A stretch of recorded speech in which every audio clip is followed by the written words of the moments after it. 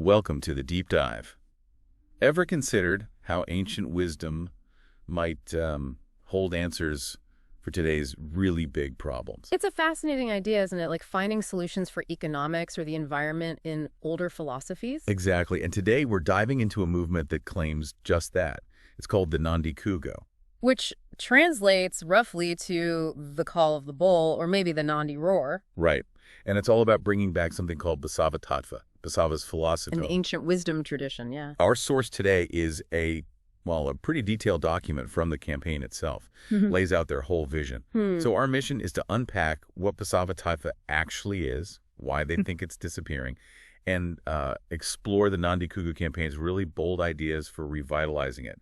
For all of us, really. And what's striking right off the bat is how the document frames it. It presents this really stark choice. Right choice. Yeah, between two completely contrasting philosophies, two tattvas, they call them. Basava Tattva on one side, right, and something called Tail Tattva on the other. It's basically framed as, the fundamental decision for society's future. Wow. Okay. So Tail Tattva, let's break this down.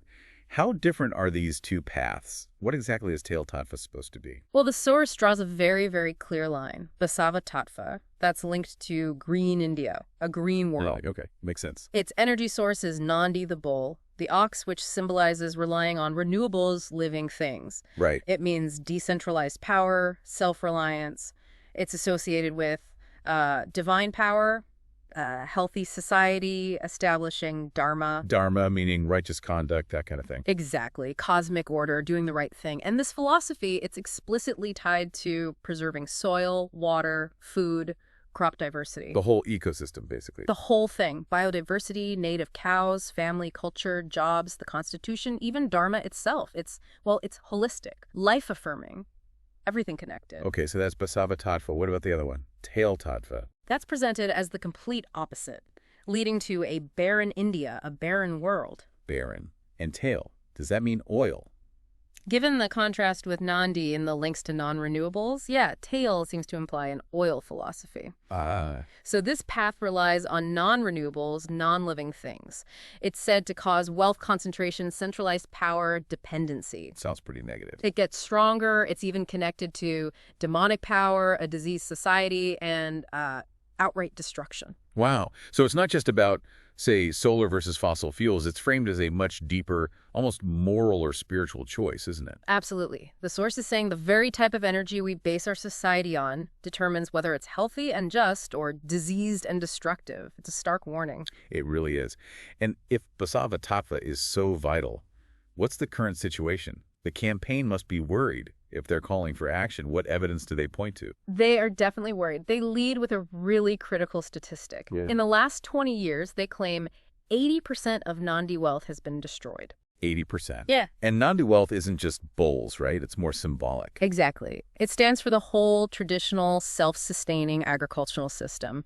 The knowledge, the practices, the soil health, the community, everything around bullock pair farming. I see. And they directly link that 80% destruction of Nandi wealth to an 80% decline in Basava Tattva itself. Okay, so what's causing this destruction, according to the source? Primarily, they say it's the destruction of Jadatina Krishi, that specific practice of bullock pair farming. And why is that declining so rapidly? They list several specific reasons. First, a lack of economic security.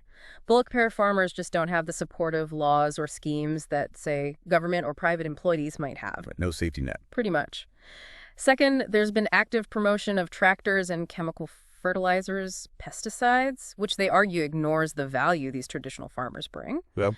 Third, things like popular money distributing schemes often get rolled out without even considering the labor and contribution of these farmers. They're just overlooked.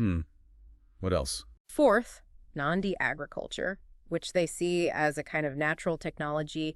It's just neglected in education, in research. So it's not being passed on or developed? Not formally, no. And finally, they mention something quite sensitive. Yeah. They point to a tendency sometimes to frame farmers' issues as religious problems, which they argue completely misses the point about the real economic and ecological value of Nandi and cow wealth. I see.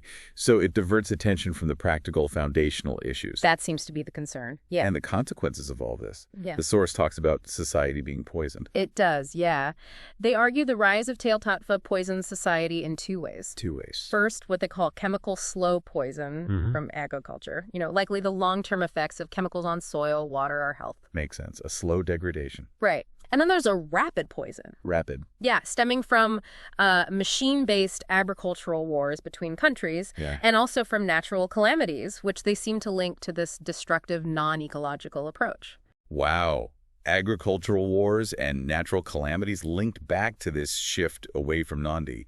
That's quite a claim. It's a very grave assessment, yes. It connects the micro-level farming choices to macro-level global instability and disaster. It's a terrifying picture, honestly, this societal poisoning.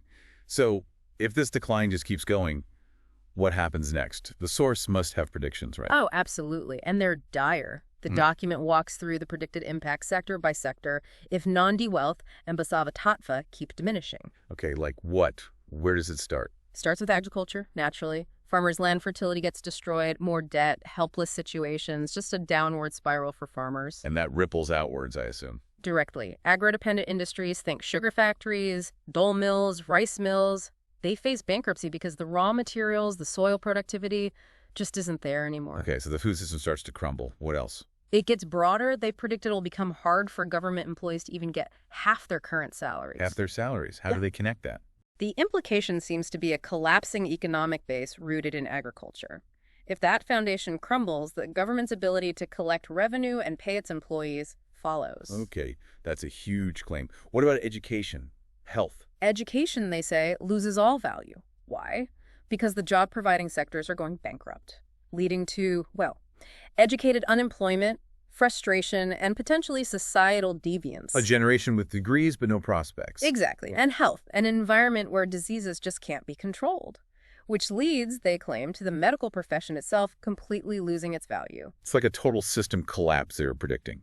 A cascade effect. It really is presented that way. A domino effect starting from the farm. You mentioned government salaries. Does it affect politics and religion too? How could agricultural shifts impact those? Well, politically, they predict leaders will struggle to govern. Why? Because an atmosphere of disobedience might emerge, partly driven by that inability to pay government workers. A breakdown of order. Loss of state capacity. Something like that. Yeah. And then religion. This is a bold claim. Go on. They state that the various religions we follow, which they argue have their foundation in Nandi agriculture, will find it impossible to survive if they don't step up to protect that foundation. So they're saying traditional farming is the literal root of religious practice. That's the argument presented, that the spiritual framework is deeply intertwined with this specific way of life and connection to the land. Okay, that outlook is incredibly bleak, which of course leads us to the Nandi Kugu campaign itself. It's not just an alarm bell, it's a solution, right? Exactly. They firmly believe that Basava Tattva, along with something called Kayaka Tattva, the philosophy of work, or maybe duty, they believe these two together are the most scientific universal philosophies that can actually steer us to a positive future. So how do they see this happening? What's the core idea? The core idea really is about leadership. They state that only politicians who truly value Basava Tattva and Kayaka Tattva will be able to remain as leaders in the future. Implying the public will demand it. Or that the system itself will only function under that kind of leadership. They equate Nandi-based visionary leadership development directly with rejuvenating Basava Tattva. That's the path. Okay. And do they offer any proof or maybe symbolic backing for this connection between Nandi, Basava Tattva, and even religion? They do. They point to something quite visible. The Nandi idol you see in front of the Shivalingam in many Shiva temples all over the world. Right, the bull statue. They present that as actual evidence that Nandi-based agriculture, and thus Basava Tattva, is the fundamental root of all religions established on Earth. That's a huge interpretation. It is. They also mention the Sarvadharma Stampa, the pillar of all religions, as another sign pointing to Basava Tattva being the root of all faiths. It's about universality. Linking a specific agricultural philosophy to the core of global faiths, well, it's ambitious. Yeah. So let's get practical. How does the campaign plan to actually do this? What are the concrete steps? They have a very specific plan, a 3-day, 3-place, 3-resolution strategy. Break that down for us. First, on Gauri Hunime, that's a full moon day, they plan a foot journey from a specific ancestral home to an ashram in Vijayapura. A pilgrimage, essentially. Seems like it. And the resolution tied to this day is huge, to increase Nandi wealth tenfold in the next 10 years. Tenfold in 10 years. Wow, that's massive growth. It's incredibly ambitious. Then second, on Vaikuntha Ekadashi Day, there's a symbolic event.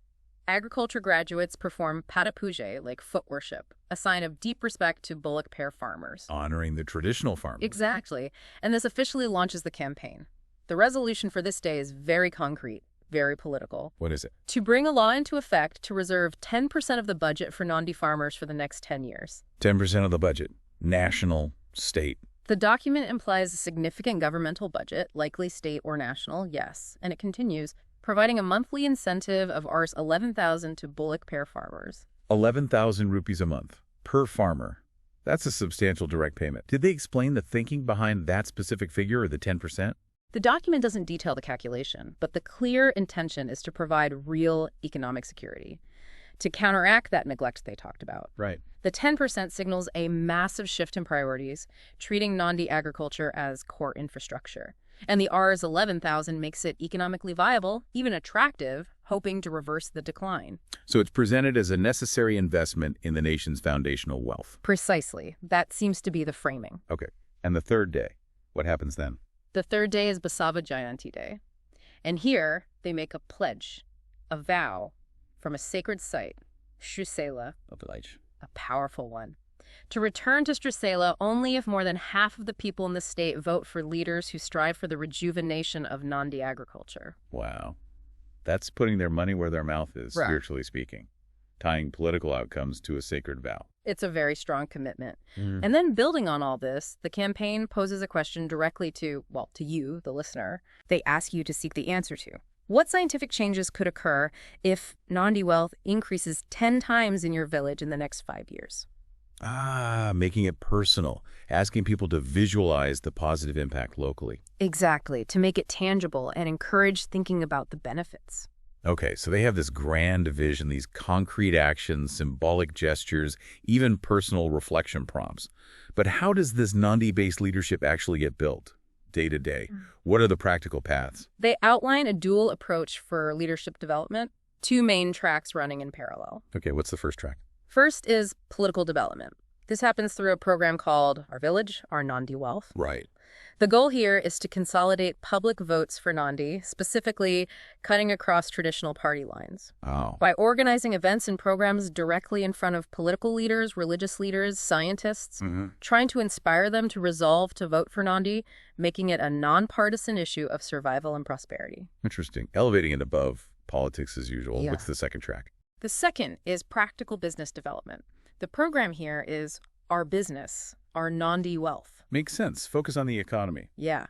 This track aims to find real pathways for Nandi-based businesses to develop and thrive. And how do they foster that? Similarly, by organizing events, but this time in front of entrepreneurs, alongside religious leaders and scientists again. The goal is inspiring them to resolve to actually use Nandi and cow-based products. So creating the demand side, building the market. Exactly. Shifting political will and market demand at the same time. And do these 2 tracks feed into some kind of overall community plan? Yes, that seems to be the idea behind the Nandigram Swaraja Yojana. Nandi Village self-rule scheme, roughly. That's the idea. It's described as a new technology-based initiative aiming for really comprehensive, holistic development. Holistic in what way? Not just economic or agricultural. It includes religious, economic, natural, practical, educational, social, and political development altogether. So a complete ground-up revitalization of communities based on these core principles. That's the vision presented, yeah. What a journey we've taken today. We started with this stark contrast. Basava Tattva, this regenerative, life-affirming idea rooted in traditional Nandi agriculture. Versus Tail Tattva, the destructive, oil-based, depleting path. Right. Then we heard the campaign's alarming evidence about Basava Tattva's decline, that 80% figure, mainly due to the loss of bullock pair farming. And those dire predictions, if things don't change, impacting everything from farms to government salaries to health and even religion. Exactly. And finally, we unpack the Nandi Kugu campaign itself. Really ambitious, multifaceted. With those specific 3-day resolutions, the budget demands, the incentive plans. And that vision for developing Nandi-based leadership, both politically and practically, aiming for that holistic community revival. Leading ultimately in their vision to this idea of Vishwa Guru Bharat. World Guru India, a Dev Bhumi, a divine land, built on self-reliant villages, powered by this Nandi-based leadership. It's a sweeping vision. It absolutely is. Which brings us to a final thought for you listening. What does it suggest, really, when an ancient philosophical principle and a very specific agricultural practice, bullock pair farming, are connected to such a grand, almost totalizing vision for a nation's future? Yeah, what does that tell us about how tradition, ecology, maybe spirituality, and the nitty-gritty of societal well-being might be intertwined, perhaps more deeply than we usually think? Something to ponder. That's all for this deep dive.